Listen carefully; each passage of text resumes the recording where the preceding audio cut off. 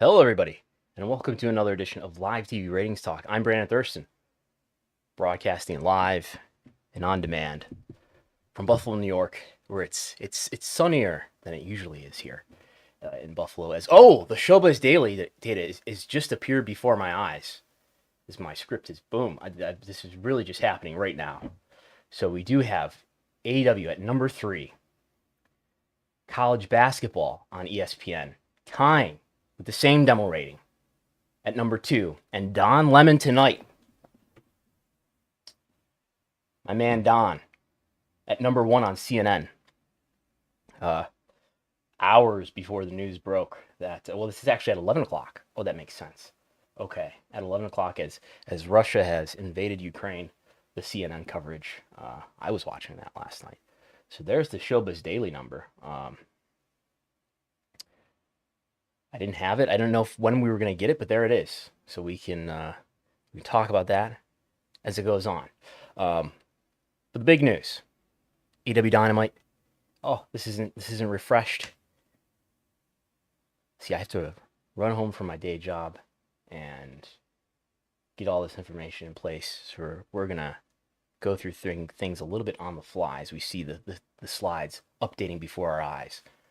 1,010,000 viewers. I feel like they did the exact same number of viewers recently. But 1,010,000 viewers for Dynamite. 517,000 of those in the demo of 18 to 49. That's equivalent to a 0.40 in the demo. Well short of Raw, doing a better than usual rating, 0.51 in the demo, and 1.8 million viewers for Raw. SmackDown with nearly 2.2 million and a 0.54 in the demo. I seem to be dropping frames as OneDrive is probably uploading a huge chunk of data. I apologize if I'm dropping frames. Hopefully, I just cancel that. Hopefully, we can take care of that. So hopefully that's not still happening. But anyway, last week, AEW did its lowest demo rating on TBS that it has ever done. If we go to the big spreadsheet that you can get access to by becoming a patron, if we look at what Dynamite did last week, and let's go to the other screen here, and if we go to the slides, the sheet view, 1,010,000 is what they did this week. 517 in the demo, and if I hide these other columns here so that we can see the demo rating, which is probably what people want to see, they did a 0.31 in the demo last week. That's the lowest it's ever been on TBS. Last week, 869,000 viewers total. So much better than last week. And what was it the week before that? The week before that, it was considerably better than it did this week with a 0.41 in the demo and 1.1 million viewers. So was last week an anomaly? There wasn't any substantial competition that I could see. There was Olympics not doing especially well. The Olympics on Wednesday didn't do better than the Olympics on Tuesday or Monday, and the Olympics in general have been disappointing. There were some usual NBA games. NBA games performed better than usual, though, but they're normally going up against NBA games that are airing on ESPN. No NBA games this week. Last night, we're on the NBA All-Star break, I think, and so that benefited Dynamite, maybe, doing a much better rating than they did the week before. Let's go to the quarter hours. I've got to show you the quarter hours straight from the Excel spreadsheet. The 18 to 49, the P2 Plus are out there for subscribers. The rest of these demos will be in there for subscribers very soon. As soon as I'm done with this stream, I'll be working on that.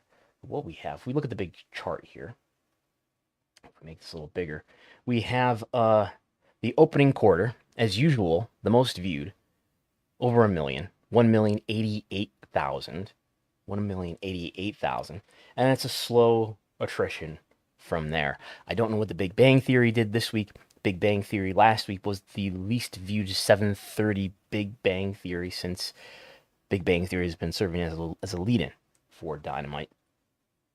but we do have some more fluctuation within the demo.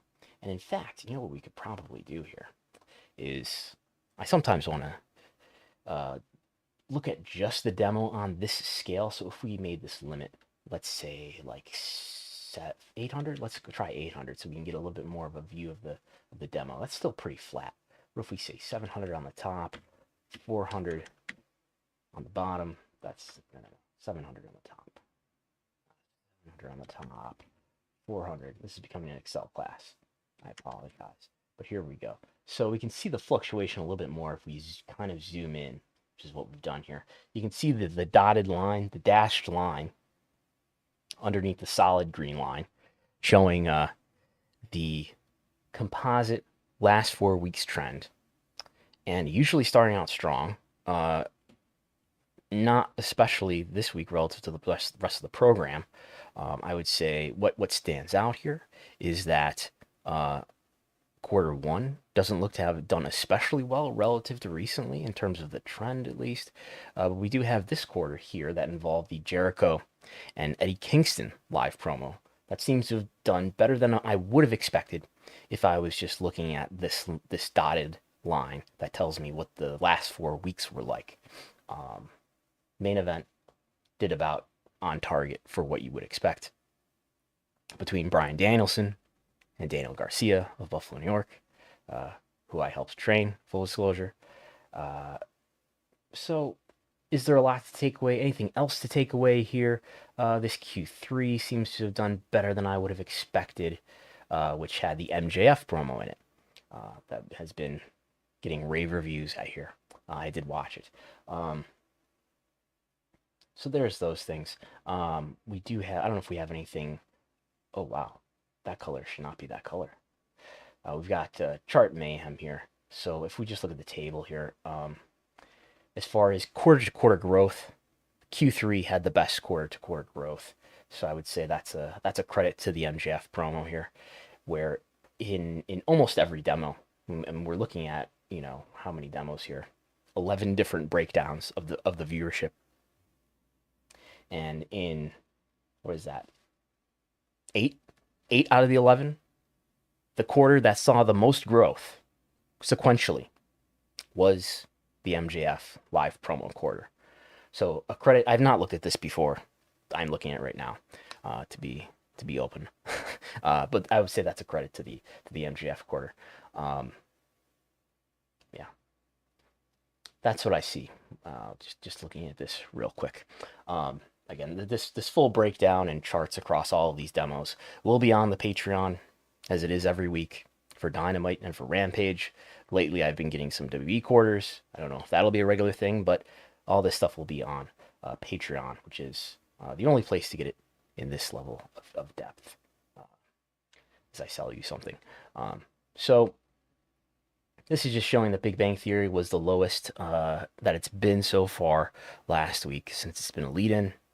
I wanted to look, this is something I did earlier today, is I wanted to look, you know, Big Bang Theory is one of the most watched rerun programs on all of television. How much of an effect is that having on Dynamite? So I figured one way to maybe query that, test that, is to, let's just eliminate Q1 from the equation. And let's just average, what's in the heading right here, Q2, let's just average Q2 to Q8. So let's just do the average, just excluding Q1. Now, maybe viewers are unbeknownst, just watching Big Bang Theory and then watching this wrestling show, and maybe they're watching it. I'm not going to be able to answer that here. I know Nielsen tracks that, and I think that's something that if you had access to all the Nielsen data, you could find out how many viewers are actually, you know, watching the 7:30 program and then watching Dynamite. I don't know if that's available by quarter, but anyway, if we just eliminate Q1, basically in the TNT era, where movies, old movies, not that old, but, you know, movies that were in the cinema a long time ago, those were the lead-in for Dynamite on TNT. Most famously, The Accountant, sometimes, you know, big box office thrillers and whatnot. If you exclude Q1 from the equation, what you end up with, and this is just looking at the demo, that's what we're going to look at here, If you exclude Q1 from the equation, you have a pretty random selection. Usually, I mean, I guess in the second, so we have from September 8th through the end of the year. I don't know how many weeks that is, but it's a lot. And what we have is usually, I guess it is negative. It's a negative difference if you exclude Q1. There's some sort of lead-in benefit, you could say. But in some weeks, including some of these September weeks, where some of the hottest weeks in terms of interest for AEW that there's been, following the debut of Bryan Danielson and Adam Cole, and CM Punk was pretty fresh. In this week, this is Thanksgiving Eve, a 2% difference if you exclude Q1. But anyway, if I get to the point, if you do that to the TBS weeks, what you see is in some weeks there is a 2% difference, but in almost every week, if you exclude Q1, you end up with an average program that is 1% lower than it would be. So what do I think this means? I think this means, well, yeah, it helps. It helps the total calculation in terms of, if you're trying to add up all your numbers at the end of the season, end of the year, end of the TV deal, and say, this is what we did. Well, having Big Bang Theory be your lead-in, maybe it means 1%. On some episodes, it means 2%. This isn't a huge difference, though, to the final calculation, assuming that most or almost all of the benefit is in Q1. And certainly there is benefit in Q1. I've seen minute-by-minute breakdowns where the viewership is massive in those first few minutes before people who are watching The Big Bang Theory decide they don't want to watch wrestling. So it has an effect, not this massive effect on the final outcome of the rating, though. So we end up with, in some cases, we do end up with a demo rating that is 1 point lower. So, for example, from a 0.39, a 0.39 becomes a 0.38, where there was a 2% difference on January 12th. A 0.35 becomes a 0.34.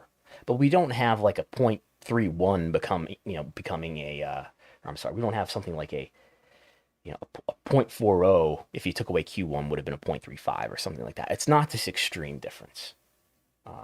Big Bang Theory helps, but not a ton, unless it's really helping well into the show, which it probably is, but to what extent, I'm not sure. There's last week's quarter hours that shouldn't be in this deck of slides. The median age has been chugging upward. It settled back down this week. That's been happening for both Rampage and Dynamite. In the most recent episodes of Dynamite and Rampage, the median age viewer has gone back down after being on this consistent increase. A median age viewer for Dynamite was 48. Median age viewer for Rampage on Friday was 47. Nothing too interesting happening in the other shows. Pretty much normal, with the WWE shows all in the 50s as usual, and NXT in the early 60s. This is the old chart for Dynamite and Raw. I don't have the Showbuzz demos prepared, but if I redo this, and maybe actually we're good, right? Raw this week, ratings for Raw were so good that Dynamite did not come close to Raw in any of the demos. Dynamite is at best, what's the closest demo? As usual, the most competitive demo between Dynamite and Raw, or the demo that Dynamite gets the closest in, is men 35 to 49. 34% lead. I'm sorry, 13% lead among men 35 to 49. It's my demo. I did see, as I was walking the dog after Dynamite last night, I did see, as I was walking the dog on the sidewalk, somebody, I'm not trying to look at anybody's house or anything, but I did see, as I was just looking straight ahead and seeing someone's front window, you could see their TV on, and they were watching on DVR. They must have been watching on DVR, some form of delayed viewing. They were watching Dynamite, the Jade Cargill and Tay Conti segment was up. This is how Dynamite's doing year over year in total viewership. Doing better in total viewership than last year or the year before. Granted, we are still in a comparing year over year to the Wednesday Night War era, which ended in April. So it'll not be until April when we finally see Dynamite stack up against the post Wednesday Night War era of itself, which you can see is pretty strong. I don't think Dynamite is going to be having a lot of positive year-over-year differences once we get to April. If you look at the demo, probably a similar story here. We see, it's really been a zigzag up and down trend here. But anyway, better in most weeks than the same week of 2020 or 2021. It's going to be a tough comparison once we get into April, with the previous years probably doing better once we get to that post-Wednesday Night War comparison.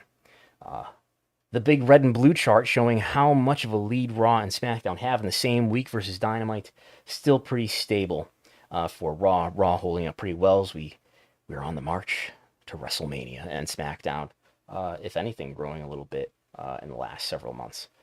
So that's Dynamite. Is there anything else interesting here? If we pull up MS Paint and look at my Showbiz Daily chart that automatically pops up as soon as Showbiz Daily posts it. Is there anything interesting here in the Showbiz demos? I don't know. We do have a lot of news here, especially late news. Don Lemon at midnight is number 4. Fox News at 11 p.m. is number 5. More Don Lemon. It was a Don Lemon marathon last night. Snowfall on FX. More college basketball. And a lot of news. So, we can move on to Raw. By the way, if you have a question or comment, you can see my field of view is cut off right here, but you can submit a super chat, and I will read your question and attempt to answer it, or I will read your comment if it is appropriate. This is Raw. Raw did a really good rating. We can speculate as to why. There are some possible reasons. 1.8 million viewers, a 0.51 in the demo. That was, as I was driving home, listening to John Pollock talk about the Raw rating. He said it was the best demo since November something or other, the post-Survivor Series. And I think it's better than that. Okay, I thought maybe I was wrong, because I do tend to make mistakes. But I'm pretty sure this is the best demo since October 4th, when the demo rating was 0.52. And that post-Survivor Series is probably this one on November 22nd, where it did a 0.49. Yeah. I mean, it was football season, so that's accounting for something there in terms of why the rating is higher then versus before. But this is the first Raw back on the USA Network after 2 weeks on Sci-Fi due to the Olympics. Other factors. This is the first Raw since the Elimination Chamber pay-per-view. Premium live event that happened in the prior week. How does Elimination Chamber usually perform as far as providing a post-PPV bump? Well, here's Elimination Chamber. And we're looking at total audience here. The big increase was with younger viewers. Talk about that in a second. But this is looking at the prior 28 days of the given date and saying, how does this rating compare to the prior 4 weeks? And we only have actually a 1% increase for this Raw versus that of the last 4 weeks. And remember, that's including 2 Sci-Fi episodes. This is why I like to use median instead of average, because it sort of excludes exceptional cases. But even including those weakened ratings on Sci-Fi, it was only 1% better than that. Bigger increase in the demo, which I think I could plug in here real quick. We'll see how versatile this pivot table is on Google Sheets. Will it work? As I drink from my Wrestlenomics mug. Oh dear, we're in a count. I'm gonna try to do average here. It's loading. This doesn't seem to be going well. But the point is, the Elimination Chamber, if you look at across the years from 2015 onward, not a consistent post-PPV bump. Oh, there we go. Up 8% in the demo. Up 5% last year for Elimination Chamber. Down 9% in 2020. 2020 is that pandemic year. Up 14% in 2019. But in 2017 and 2018, it was down by 5% and 3%. There was apparently no Elimination Chamber in 2016, and then it was up 9%. So kind of inconsistent.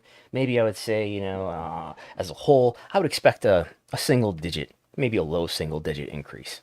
And there was.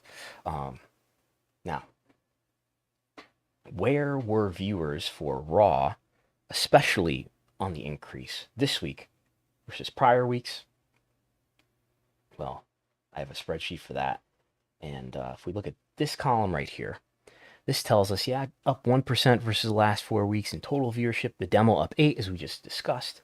Male viewership up 16%. Female viewership down 3%. So this is within the demo. But male viewership is what really appears to have pulled this rating. Especially, we're talking about how much the demo was up. The male viewership pulled the demo up.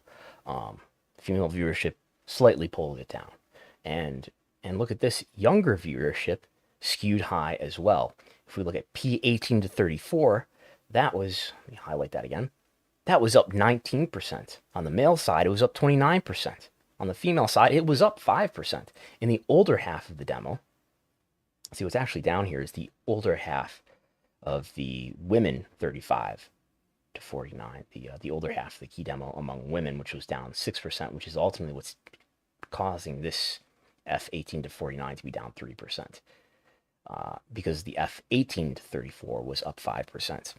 This would be terrible audio if you didn't have a visual aid here. Oh, sorry. There are patrons maybe listening on audio. Anyway, yeah, sign up for the Patreon so you can get the audio version of this.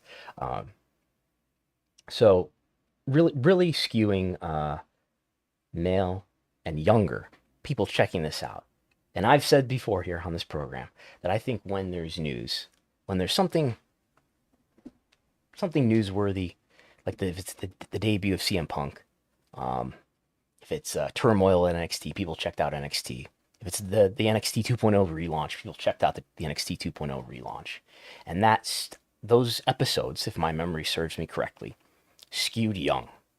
The increases relative to what they usually are skewed very young, or what they would be after in the case of the CM Punk Rampage episode. We didn't have a track record there, but it's this massive 18 to 34 audience, and obviously all of the demos are down after that, but the 18 to 34 is what's down the most.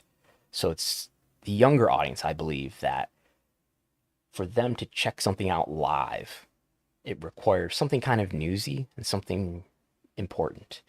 What might have been happening here in the case of Raw, as I finally get to the point, what might have those younger viewers been tuning in and checking in for? I think it might have had to do with curiosity about whether Cody Rhodes would be debuting on Raw.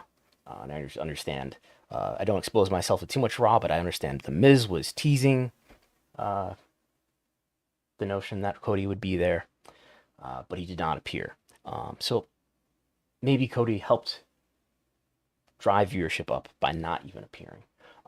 So there's that. And Dynamite gets some reassurance here that now they don't have Cody Rhodes after they had a pretty bad rating last week, having a much better rating this week.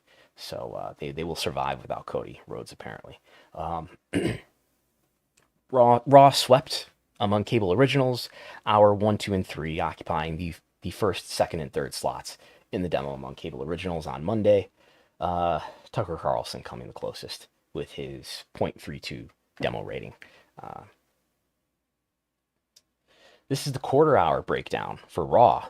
A third week in a row, rare quarter hour breakdown for Raw. Let's see, is this the correct thing? Yes, it is. So what happened here? I don't have a composite trend because I don't have 4 weeks yet to look back on for Raw. But if we look at Q1 was the leader in total viewership, and in the demo, that's got the Brock Lesnar live promo where he's interacting with Paul Heyman.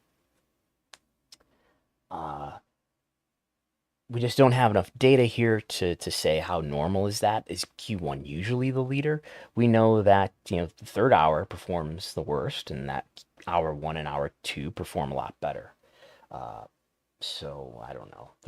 We can look at the sequential growth and loss, and maybe look at Q5 here, which had a 5% increase in total viewership, a 3% increase in the demo, and that is the biggest sequential growth that we see at any point in this program. I don't have further demos for this, but only P2 Plus, that is total viewership, and the 18 to 49 key demo. And there's some outside the demo growth here too, which is not a real demo. I don't think that Nielsen tracks, but I just subtract the two numbers from each other to get this non-demo, which is largely P50 plus, probably 90% P50 plus, and that's the strongest sequential growth quarter too. This Q5, which contained what? A Miz live promo with Rey Mysterio and Dominic and Logan Paul and Nikki Ash entrance for a match that would happen in the following quarter. So the Miz and Rey Mysterio and Dominic, big draws maybe. Yeah. So the Edge promo, also a sequential growing quarter in that third hour, which, as you can see and as you would expect, knowing what we know from the Showbuzz data, the third hour was the least viewed, as it usually is. But that Edge live promo did coincide with an increase in viewership of 2% in the total and 1% in the demo. I hesitate to do a Edge promo impression. Year over year, total viewership, we've got, I don't think we are excluding 1, 2, 3, 4, 5, 6. Have there been 6 episodes of Raw so far this year? I'm not sure. So I'm not sure if this excludes preemptions or not. And this is up to date, right? I think it is. But anyway, Raw this week on par with what it was doing last year. And last year's the Thunderdome era. In the demo, considerably below where it was doing last year.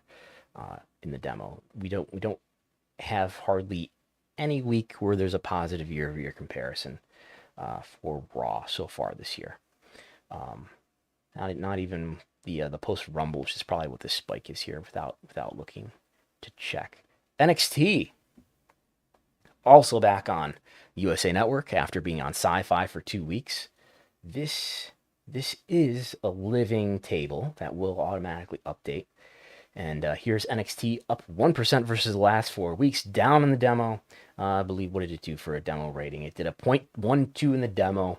I was thinking on the car ride home, man, it's almost time to think about maybe at the 6-month point, which I don't think that we're quite at, because September 14th is the day that 2.0 debuted, NXT 2.0, and that would be how many? My collar is just like out of control. I apologize. But September 14th would be what? That's half of September, so October. It's a math show. October, November, December, January, February. So we're about 5.5 months. The middle of March would be the 6-month period. Would be the 6-month point. And if we look at the year-over-year comparison, we can, we do have a blue call out here, arrow saying here's the 2.0 rebrand. And viewership was pretty strong for those first 2 weeks and then quickly declined. This is the last time that they were nearing 800,000. There have been, I think this is the Howling Havoc episode here. That's a big spike. But they've been well under 700,000 for every episode of the year so far. Sci-fi episodes besides. And then the demo been mostly under 200,000. The demo actually doesn't look as volatile as the total viewership does. So there's that. And I've been pointing out this 18 to 34 year over year positive difference that NXT has had, even though viewership has been pretty weak year over year since the rebrand, relaunch, and what's been happening lately. We're still in February, still a positive year-over-year difference that is considerable, 25%. NXT is doing 25% better with the 18 to 34 audience, a pretty small piece of their audience. It doesn't prevent the median age from being from being over 60, which it is. But we've got a 25% year-over-year difference in February. In January, there was a 52% year-over-year difference. We'll see what March brings. And is there one more? No, this is the end of February for everybody except for Raw. And of course, Friday, SmackDown and Rampage. Speaking of SmackDown and Rampage, there's their logos. How did SmackDown do? SmackDown did okay. Almost 2.2 million viewers, by far the most watched program in all of professional wrestling. 0.54 in the demo, so pretty normal demo rating. SmackDown was the most watched thing on all of Friday that wasn't the Olympics, with 2 blocks of Olympics coverage on NBC. The only thing beating it, and beating it considerably. Basically doubling SmackDown in the demo, more than doubling in total viewership. The NBA All-Star event on ESPN, which is what preempted Rampage in an unusual 7 o'clock time slot because of the, I think there was some kind of young players challenge. This is how in touch I am with what's happening on NBA All-Star Week. But Rampage doing a 0.20 in the demo at 7 o'clock, which is pretty good relative to what it has done lately, right? Considering it's at 7 o'clock, or maybe just the 10 o'clock time slot is that much of a deterrent. And as we know with Raw in its 3rd hour, it is, being on at 10 o'clock. But 0.20, that's better than last week's 0.19. The lowest, I believe this is the lowest that Rampage has ever done, are these 0.18s up here in November and December. It did 3 consecutive weeks of a 0.18 in the demo. 3 weeks ago, it did a 0.25, which was its best rating in a while. On Christmas, of course, on the Saturday night of Christmas, it did a 0.26 with a big lead-in, I believe, from A Christmas Story. And I speculated families watching together, as the median age was 42 and a half, which is exceptionally low for, where's the big median age chart? Is it back here? Median age. As I just randomly talk about Christmas. Yeah, that's the youngest median age I've ever seen since I've been tracking this, going back to May 2021. Anyway, I think we have quarter hours for this. Here's quarter hours for SmackDown. SmackDown starting out with 2.3 million viewers. That is the peak in total viewership. If I open this, I want to look at the table for the SmackDown quarter hours and look at what sequentially grew the audience. And we can see here, if I make this a little bigger, oh dear, make this bigger. And let's go to our other view. Where no, that makes it not better. Okay, so the in the demo, the leading quarter in the demo was the Roman Reigns Bill Goldberg face-to-face confrontation, which closed the show. That was the leader in the demo. In total viewership, the opening segment with the Ronda Rousey, Naomi, Charlotte Flair, Sonya Deville contract signing, that was the leader in total viewership. If we look at sequential growth, the leader in sequential growth is the beginning of the Nakamura and Sami Zayn Intercontinental title match, which saw a 5% growth in total viewership, a 5% growth in the demo, and 5% growth outside the demo. We also had some strong demo growth by 7% in Q3, which mainly consisted of the Undertaker Hall of Fame announcement. That's that quarter where they did an Undertaker video and a Reigns and Goldberg hype video for the pay-per-view. I'm sorry, PLE, Premium Live Event. So there's that. As you know, I don't like to dissect quarter hours too much. It's kind of like staring at the sun. It's great to have it, but you don't want to stare at it too long and burn your retinas. So that's the quarter hours for SmackDown. We have quarter hours for Rampage, and because I have I have every quarter hour that that Rampage has ever done, we do have a 4-week track record to look back on to see that at 7 o'clock. Now, what we would normally see at 10 o'clock is everybody's still awake at 10 o'clock, but by 10:15 they all go to bed. And what usually happens is there's a big tune-out from Q1 to Q2. That's not what happened here. Unsurprisingly, at 7 o'clock, people are still awake, and we do see a decline from Q1 to Q2, but the following quarters do see growth. So the main event here for Rampage was Jay White versus Trent Beretta, and that is the peak for total viewership. That is the peak for the demo. They should think about doing the 6:05 time slot. It's TBS. I mean, this is TNT, but obviously Dynamite is TBS. Yeah, why not? Saturday night, 6:05. Just put Rampage there, maybe. What airs at 6:05?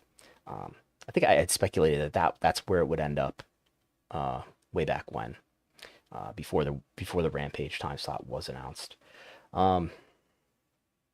If we refresh this, we can confirm that this is refreshed apparently. Yes, NXT did beat Rampage in total viewership completely because of the action happening outside the demo. P50 plus, NXT doubled the audience. The most recent, so it's not the same week, but the Tuesday NXT back on USA Network more than doubled the P50 plus of Rampage, even the early hour Rampage at 7 o'clock. So there's that. I don't know if anybody has any questions or thoughts here, but yeah, I think that's all I had to say this week. We had getting close to complete quarter hours. I know I don't have NXT quarter hours, but yeah, and no promises on whether I'll continue to get these quarter hours. Keep your expectations low. I'm keeping my expectations low. Good rating for Dynamite. Good rating for Raw. Pretty good rating for SmackDown. Pretty, what's the diagnosis on NXT here? Pretty normal rating for NXT. On the whole, NXT is this 2.0 thing I don't think is working out. I was thinking about pointing out before Dynamite did a good rating how Dynamite has really fallen from its peaks of the summer, August and September, but they did a good rating this week. As you can see, this bump in the younger half of the demo here. New Japan still in reruns. We'll take New Japan a little bit more seriously once it starts doing first run here, beginning in March in a couple weeks. See, I think that's all. I think that's all for now. I'm not missing any super chats, am I right? I think that's it. Well, I've got plugs, I guess. Where are my plugs? I haven't looked, actually. I should look who won, who's winning in the Wrestlenomics ratings game. Everybody shot low, thinking that, they did a 0.31 last week.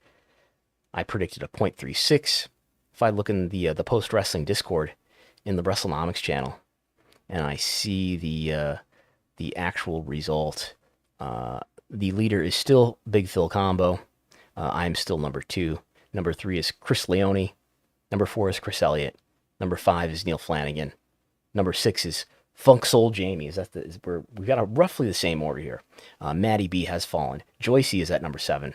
Eric, is that Eric Marcotte, is at number 8. Maddie B at number 9. And Kamui 97 is at number 10. Anyway, that's in the Post Wrestling Discord. You can play that game along with us. Guess the AEW Dynamite demo rating.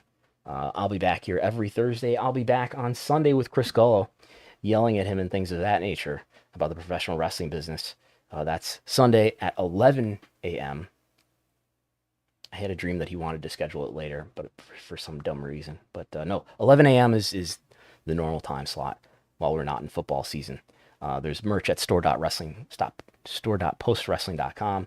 There's a Patreon where you get the deepest analysis, the most information that you can get about pro wrestling TV ratings at patreon.com/Wrestlenomics. The audio of this will be up there soon in the Patreon feed. The full Dynamite breakdown will be up there for patrons very soon. You can follow me on Twitter if you want. Talk to you on Sunday. Bye. I think I'm streaming again on the same stream. I think I am. Popping back in. I probably have no audience now, but popping back in because I promised to look at YouTube. YouTube. We'll do this quickly. The most watched YouTube clip. Am I streaming? Might be. Not sure. The most watched YouTube clip. Let's look at this in the different view. The most watched YouTube clip is Paul Heyman announcing a WrestleMania roadblock for Brock Lesnar, the MSG show apparently. Ronda Rousey and the contract signing probably from SmackDown is number 2. The Edge Open Challenge for WrestleMania is number 3. The most viewed segment on YouTube for Rampage is A Familiar Foe Awaits Jay White. So that must be the clip of Trent Beretta and Jay White, the main event from Rampage. We have one segment from Dynamite. Dynamite clips are still rolling out, and they're not 24 hours old yet. We have Adam Cole, probably this live promo with Adam Page. But if we look to the under 24 hours table, we do have MJF trucking along here at over 600,000 views. So I think that's outpacing this Adam Cole clip. So expect MJF to be the most viewed clip here from Dynamite with over 600,000 after 18 hours. The Bryan Danielson and John Moxley interaction. I don't know if that's got the Garcia match in it or not, but that's at over 400,000 views. So I think that's it for this week. I don't know if anybody's watching me still, but that'll be fine. Talk to you next time.